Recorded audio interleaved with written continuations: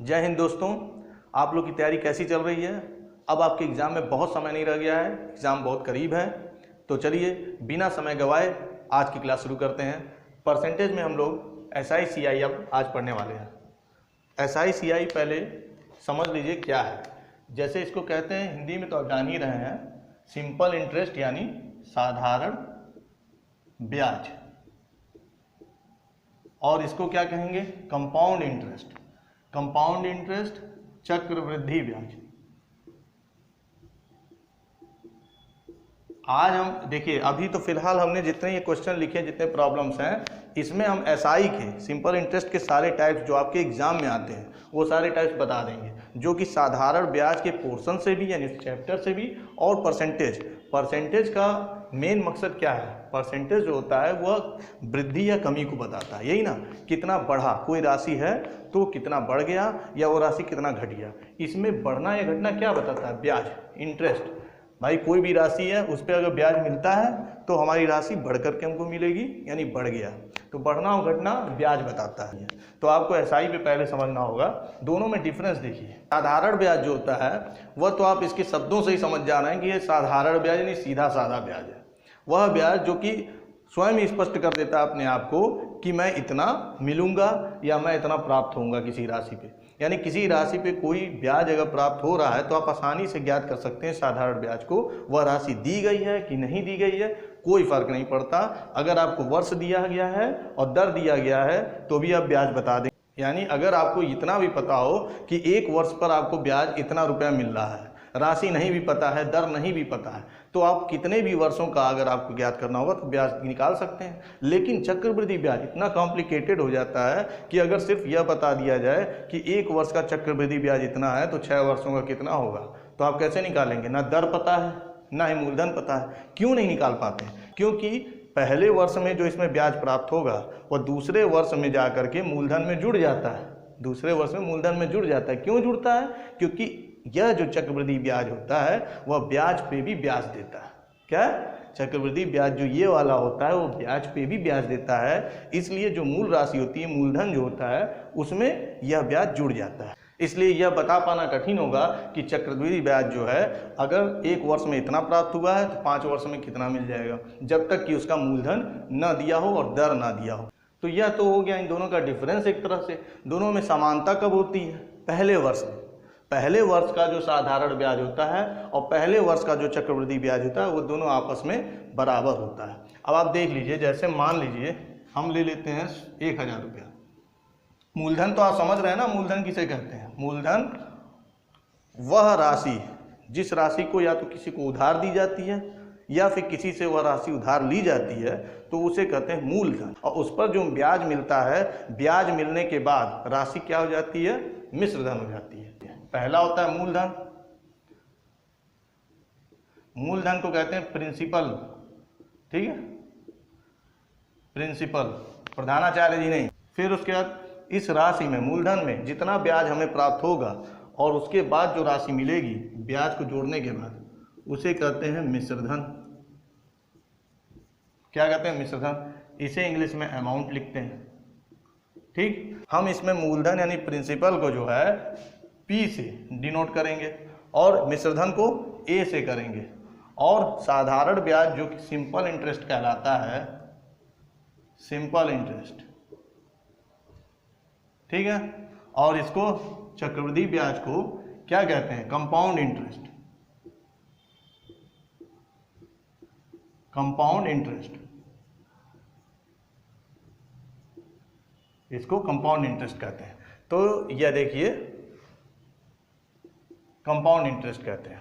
तो इसमें यह SI को, ऐसे तो कहने को यह SI कहला सकता है, साधारण ब्याज, यानी ब्याज जो प्राप्त होगा अगर साधारण वाला है तो उसको SI कह सकते हैं। लेकिन हम अपने सभी प्रॉब्लम्स में उसे I से डिनोट करेंगे। किससे, I से।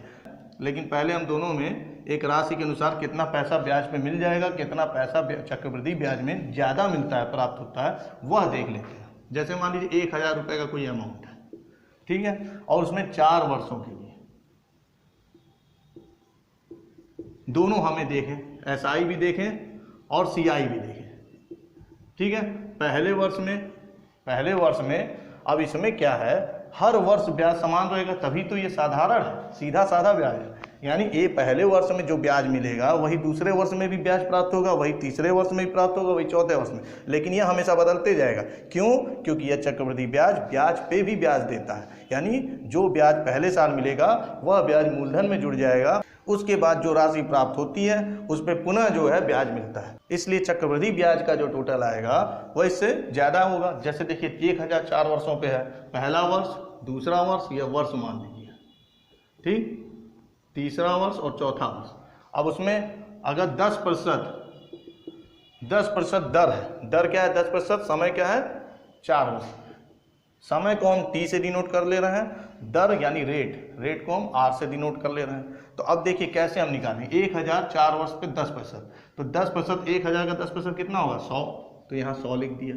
दूसरे साल भी ये 100 ही मिलेगा, तीसरे साल भी 100 मिलेगा, चौथे साल भी 100 ही मिलेगा। यह हो गया इस तरीके से।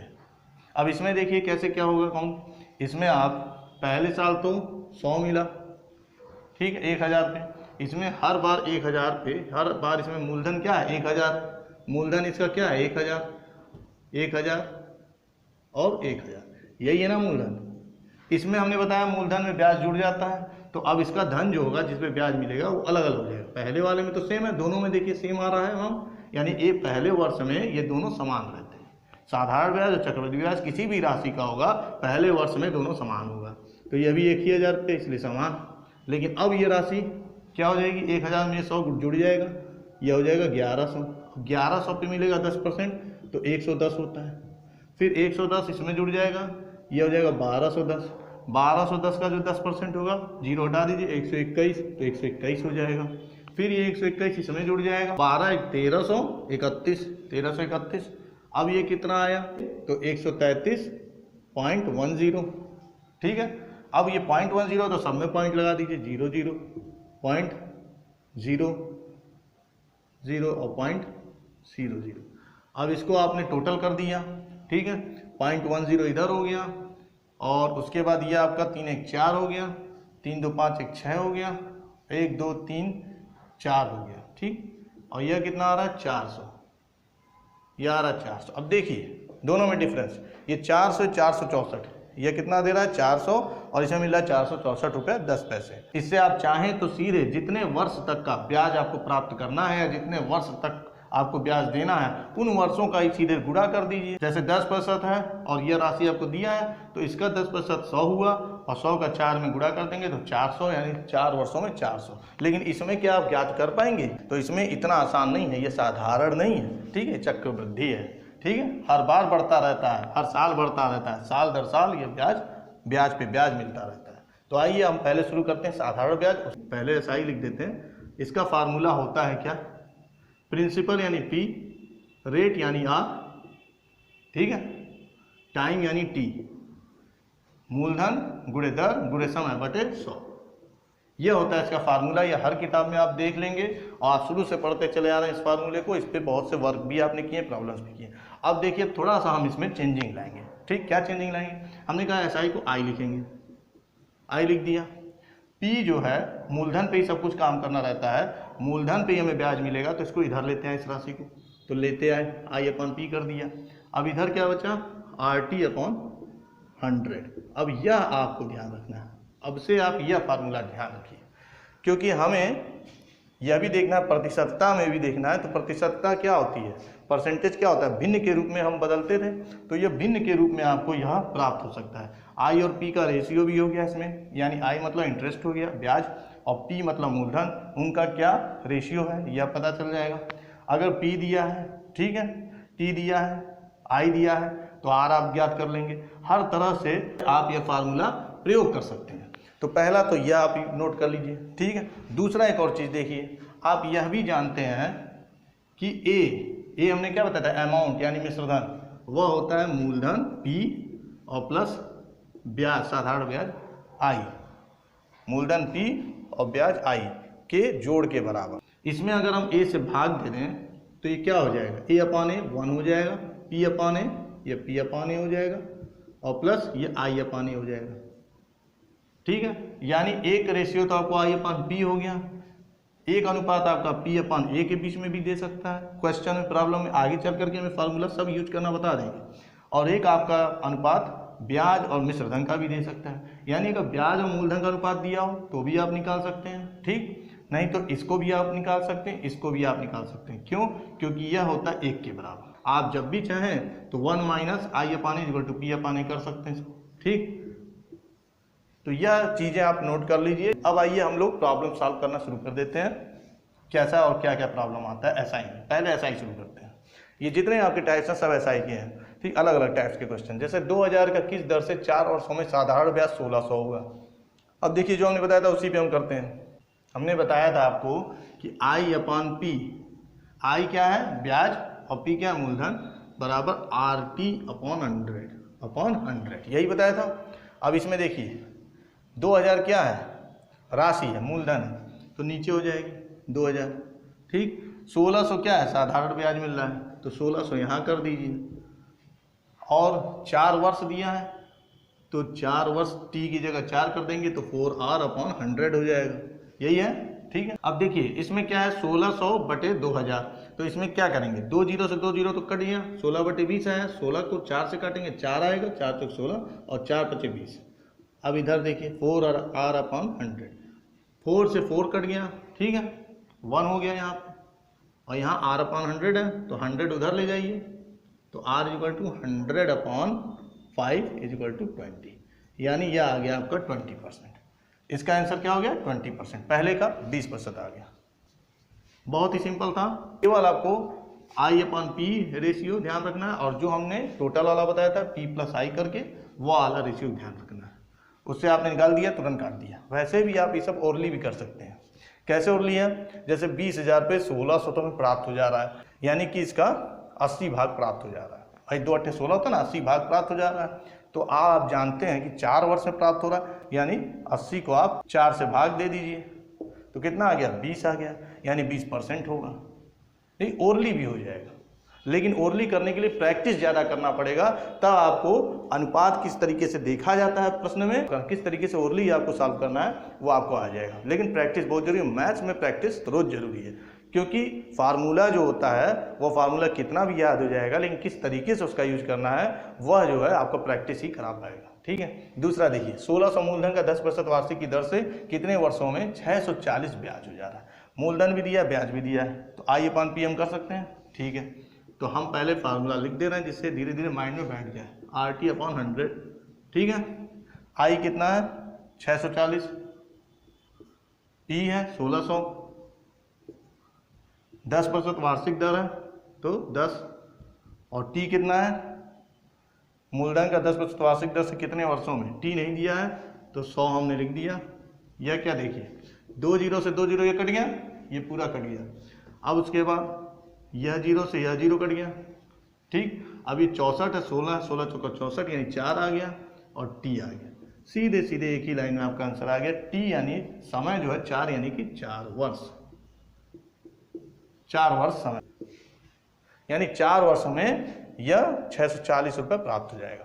R और T का गुणा ही होता है, I क्या है R और T का गुणा, यानी जितना प्रतिशत है, जितने वर्ष हैं उनको आपस में गुणा कर देंगे, ब्याज हमें प्राप्त हो जाएगा। अगला प्रॉब्लम में क्या, एक राशि साधारण ब्याज पर 5 वर्षों में दुगनी हो जाती है, तो कितने वर्षों में यह राशि उसी ब्याज दर से तिगुनी हो जाएगी। अब राशि और अब देखिए अब की क्या है, न तो साधारण ब्याज दिया है इसमें, न तो आपको राशि दी गई यानी मूलधन दिया गया है, लेकिन बता रहा है कि 5 वर्षों में दुगनी हो जाती है। यानी राशि जो होगी, राशि क्या होती है, राशि P होती है, और P कितनी हो जा रही है, वह 2P के बराबर हो जा रही है, दुगनी हो जा रही है। P जो है वह 2P हो जा रही है। अब आप यह समझिए कि वह P अमाउंट हमारा दुगना यानी 2P हो जा रहा है। इस 2P या 2P किसके बराबर होता है, हमने दूसरा वाला फॉर्मूला बताया था ना, मिश्रधन। दुगनी राशि में प्राप्त होगी तो जो राशि प्राप्त होती है उसको मिश्रधन कहते हैं, ब्याज के साथ जो मिलकर के और जो राशि है, और ये मिश्रधन जो है वह आप ये समझिए कि A बराबर होता है मिश्रधन। जब हमारी राशि जो है ब्याज के साथ मिल करके प्राप्त होती है तो उसे मिश्रधन कहते हैं। यह है आपका 2P, ठीक। अब इसको हम तोड़िए, A = क्या होता है, मूलधन प्लस ब्याज, और यह है 2P, यानी कि I = क्या हो जाएगा, 2P में से एक P घट जाएगा, यानी P, इसका मतलब यह हो गया कि आई पी के बराबर है, यानी हमारा ब्याज जो है मूलधन के बराबर हमें प्राप्त हो रहा है, ब्याज मूलधन के बराबर प्राप्त हो रहा है। तो आई अपन पी का रेशियो हम देख लेंगे। अब I upon P equal to R T upon 100 होता है। तो आई कितना है, पी ही है, आई इक्वल टू पी आ गया था यहाँ पे, तो पी अपन पी करेंगे। आर टी अपन 100 में क्या क्या दिया है इसमें देखिए, 5 वर्षों में दुगनी हो जाती है। तो किस दर से दुगनी हो रही पहले ये देख लीजिए। तो 5 वर्षों में यानी 5 आर अपॉन 100। अब ये आपका 1 हो जा रहा है, 1 हो जा रहा है ये 5 आर अपॉन 100, यानी यह इधर जाएगा 5 R equal to 100, R equal to कितना होगा 5 से इसको काट दीजिए 20, यानी 20% की दर से जो है राशि 5 वर्षों में दुगनी हो जाएगी। क्या ऐसी कोई स्कीम चल रही है मार्केट में कि 5 वर्षों में राशि दुगनी हो जाए? भाई देखिए, अभी इस सब चीज़ों के बारे में मत सोचिए कि राशि दुगनी होगी कि क्या होगी। फिलहाल हमें प्रॉब्लम्स पे ध्यान देना है और एग्जाम पर फोकस करना है, ठीक है। अब देखिए, अभी इसमें हमें क्या प्राप्त हुआ, अभी पूरी चीज़ हमने नहीं, अभी तो दर हमने क्या किया। इसमें पूछ रहा है कि तिगुनी हो जाए कितने वर्षों में, या पूछ रहा है कितने वर्षों में वह राशि जो है वो तिगुनी हो जाती, ठीक, तिगुनी हो जाए। अब राशि कह रहा है कि वो तिगुनी हो जाए। हमें पता चल गया 20% दर है, दर तो हमें पता चल गया यह है। अब इसी दर से अगर तिगुनी होगी तो कितने वर्षों में होगी, 5 वर्षों में दुगनी हो रही है, ठीक है। तो निश्चित रूप से 10 वर्षों में तिगुनी हो जाएगी, क्योंकि साधारण ब्याज है ना। यह राशि कितने वर्षों में तिगुनी हो जाए, तो तिगुनी करने के लिए, चूंकि हमें आर पता है, 20% हमें ज्ञान हमें दिया हुआ है, ठीक। टी का हमें पता करना है कितने वर्ष में होगी। तो यह आपको यह भी पता है कि अब पी जो है वह 3P हो जाएगा, इतना पता चल गया। अब 3P का मतलब क्या है, ये हमारा मिश्रधन है जो हमें प्राप्त होगी राशि, यानी मिश्रधन। तो A इक्वल टू अगर 3P है तो P प्लस आई, यहाँ पे होता है ना P plus I equal to 3P। I बराबर क्या हो जाएगा, तो 3P में से P घट गया यानी 2P। अब की हमें मूलधन की दुगनी राशि प्राप्त होगी, कितने वर्षों में प्राप्त होगी तो देख लीजिए। तो आई अपॉन पी तो आप जान ही रहे हैं, आर टी अपॉन 100। अब आई दुगनी है 2P upon P equal to R कितना है 20 है 20T अपॉन 100। 20% की दर से ही तो प्राप्त होगी, तो 20% का दर से कितने वर्ष में प्राप्त होगी देखना। तो P से P कट जाएगा, 2 आ गया, 100 इधर जाएगा तो 200 हो गया, तो 20T अपॉन 200। अब T इक्वल टू क्या प्राप्त हो जाएगा, 20 इधर जाएगा तो 20 नहीं है 200, तो 10 आ जाएगा, 10 वर्ष। तो ये राशि 10 वर्ष में दुगनी हो जाएगी, ठीक है। इस प्रॉब्लम पर देखिए, कितने समय 12% वार्षिक ब्याज की दर से साधारण ब्याज मूलधन का 3/5 होगा। अब भिन्न के रूप में दे दिया। अगर आप भिन्न और प्रतिशत को खूब ज़्यादा आपने उस पर प्रैक्टिस किया है तो आपको पता होगा 3/5 क्या होता है। 1/5 20% को कहते हैं, तो 20 या 60% को 3/5 कहते हैं। अगर हमें राशि प्राप्त हो रही है 60%, अपने मूलधन की 60% प्राप्त हो रही है और 12% हर साल प्राप्त होनी थी, यानी हर वर्ष 12% मिल रही है, तो 60 को 12 से भाग देंगे, 12×5 60, यानी 5 वर्षों में जो है यह राशि मूलधन की 3/5 हो जाएगी। यानी 5 वर्ष आप ओरली भी लगा सकते हैं, लेकिन उसके लिए आपको भिन्न और प्रतिशत और भिन्न को बदलना, पहले बार बार उस पर जो है प्रैक्टिस करना होगा, और उसके बाद जो है जितना प्रॉब्लम्स लगाएंगे और तेज़ी से आप ओरली कर सकते हैं। जैसे 12% हमारे पास दर दिया है, ठीक, दर दिया हुआ है वार्षिक, फिर उसका मूलधन और ब्याज दिया नहीं है, उन दोनों का अनुपात दिया। तो अभी तक अनुपात ही तो हम बता रहे थे आपको, आई अपॉन पी क्या था, अनुपात था, equal to R T upon 100। यहाँ पे आर दिया है तो 12T अपॉन 100 यह लिख देंगे, और आई अपॉन पी कितना दिया 3/5, तो यहाँ लिख देंगे 3/5। तो 5 से इसको काटेंगे 20 आएगा, देखिए 5 20 100, 20 आ गया। 3 से इसको काटेंगे 4 आएगा, ये 3 और 5 दोनों कट गया, ये 1 हो जाएगा, यानी 1 इक्वल टू कितना हो जाएगा आपका 4T अपॉन 20। 20 इधर चला जाएगा, 4T इक्वल टू 20, यानी T इक्वल टू 5 वर्ष। आ गया कि नहीं, अभी हमने जो ओरली निकाला वही आया 5 वर्ष।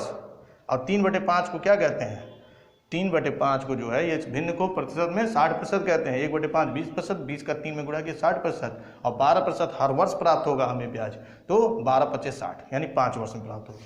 तो यह भी पूरा हो गया। अब अगला देखें, क्या देखिए और प्रॉब्लम। एक व्यक्ति ने बैंक से 12.5% की दर से लिए गए उधार को 8 वर्षों में 40,000 लौटाता है। यानी वो उधार लेता है, लोन लेता है, बैंक से ऋण लेता है, 12.5% की दर से लेता है। यानी आर का मान दिया है 12.5% और टी का मान दिया 8 वर्ष।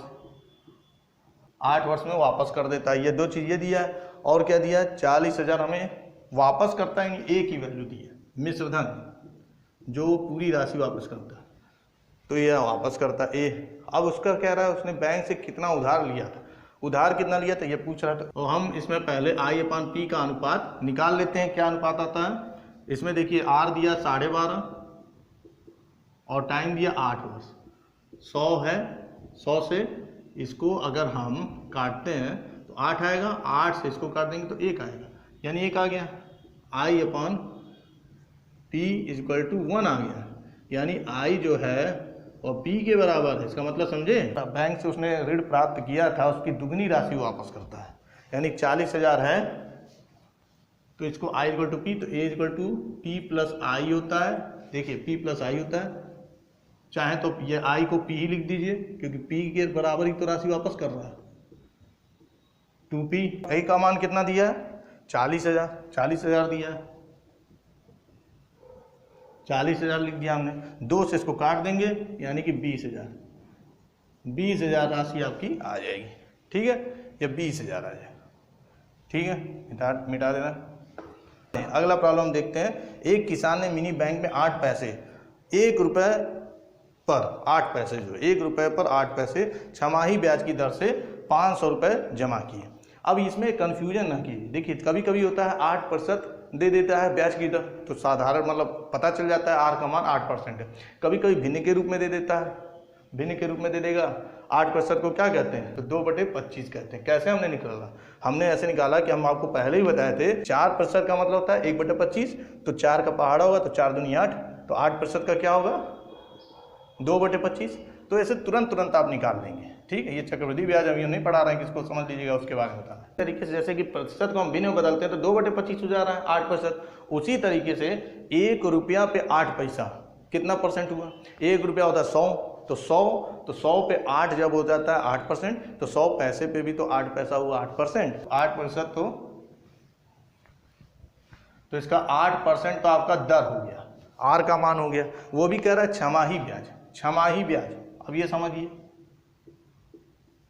छमाही ब्याज क्या होता है।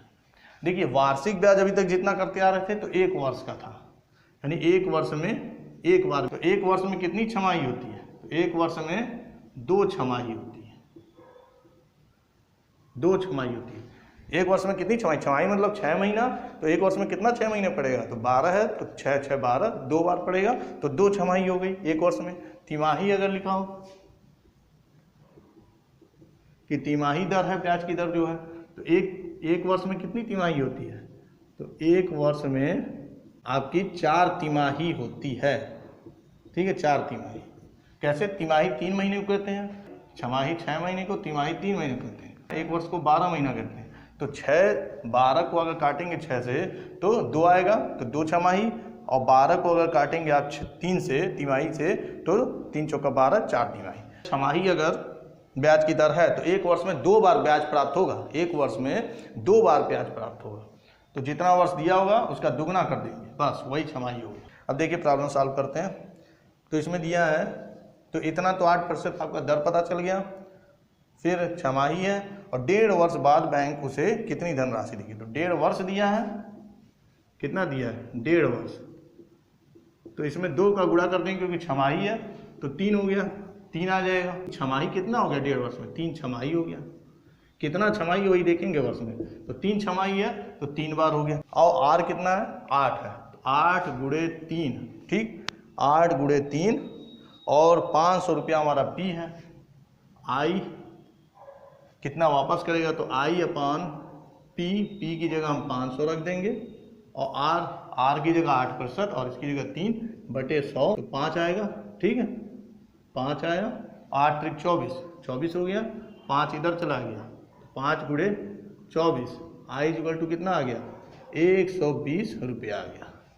कितना आ गया, I यानी कि ब्याज 120 रुपया बैंक उसे ब्याज देगी। और फिर कह रहा है कि उसे कितनी धनराशि देगी, धनराशि मतलब मिश्र धन कितना वापस करेगी, तो मिश्रधन जो होगा वह 120, 500 रुपया जो इसका मूलधन था उसमें जुड़ जाएगा। तो 500 प्लस 120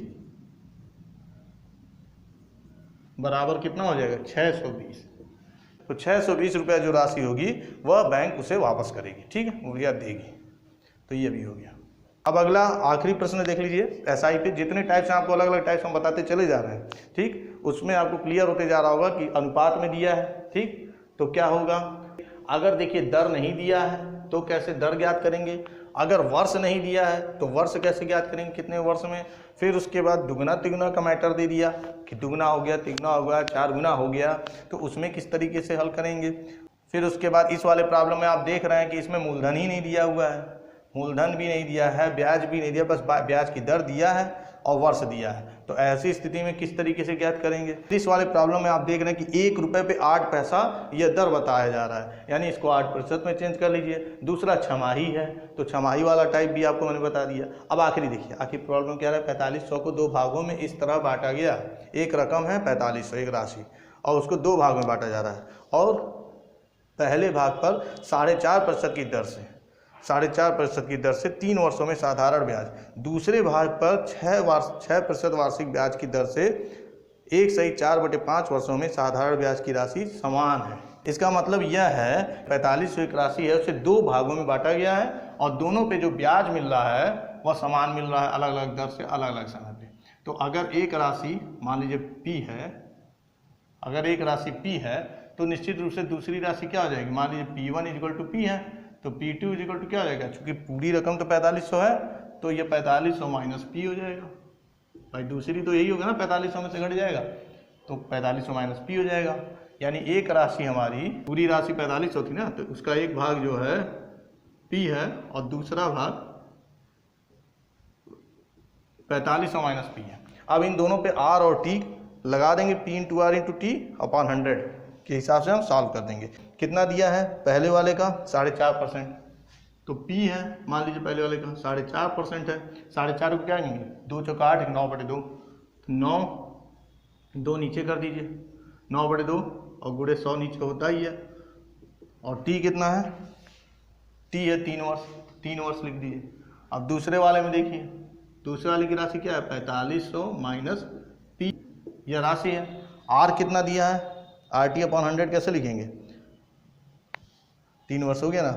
R दिया 6%, तो 6 लिखिए, गुणे T दिया है 1/4/5 की। देखिए ध्यान से, अगर इसमें दिखाई दे रहा होगा तो 1/4/5 यानी 5 × 5 = 9/5, 9/5 यानी 9/5 नीचे कर दिया। यह वर्ष दिया था, कितना वर्ष दिया था, तो 1/4/5, 1/4/5 वर्ष इसके लिए दिया, ठीक, दूसरे वाले के लिए। तो हमने लिख दिया, तो 5 है, तो 5 × 5 = 9/5 और गुणे 100। अब ध्यान से देखिए, इसको इससे काट सकते हैं, तो 100 से 100 गया, ठीक। पहली चीज़ तो ये कट गई, 9 से 9 कट गया, 3 से 3 दूना 6 हो गया, यह आ गया। अब आपका बचा क्या, P बचा, तो P/2 यहाँ रहने दीजिए, P/2, बाकी सब तो कट गया। अब यहाँ क्या बचा, 4500 माइनस P, और यहाँ सिर्फ 2 बचा है और बटे 5 बचा है, यह बचा है। अब इसको हम ब्रैकेट को खोलेंगे तो 5 से पहले कटेगा 900 आएगा, 2 का गुणा होगा तो 1800 हो गया, तो 1800 हो गया। और माइनस P के साथ आएगा तो P के साथ 2P/5 हो जाएगा, यह होगा 2P/5 हो जाएगा। अब यहाँ देखिए P/2 था, अब माइनस वाला इधर जाएगा, प्लस होगा, तो प्लस कर दीजिए P/2 और प्लस 2P/5 = 1800। क्या आ जाएगा, 2 और 5 का एलसीएम 10 होगा, 5 का पहाड़ा पड़िए, 5 दूनी 10, तो 10 2 से भी कट रहा है, तो 10 2 × 10 5 और 5 के 2 2 दूनी 4, 4 5 9, 9P और ये 10 है, ठीक है, और ये 1800। तो आप देखिए ध्यान से, इसमें 9 से ये कट सकता है तो 200 आ जाएगा, 200 हो गया, 9 से कट गया। तो अब इधर देखिए 200 को 10 का गुणा करेंगे, 200 में 10 का गुणा करेंगे तो P आ जाएगा, और P कितना आ गया 2000। यानी एक भाग जो है आपको पता चल गया कि ये पहला वाला भाग था 2000, तो दूसरा वाला भाग कितना होगा, 4500 में से 2000 घटाएंगे 2500, तो ये आएगा। लेकिन इसमें पूछा है तो दोनों भागों में कितने रुपए का अंतर है। अब दोनों भागों का अंतर पूछ रहा है, तो देखिए 2500 और 2000 है, तो 2500 में से आप 2000 को माइनस कर देंगे, 500 आ जाएगा, 500 रुपये का अंतर है, तो 500 आपका ये आंसर हो जाएगा। ठीक है, तो ये आपके इतने टाइप्स थे।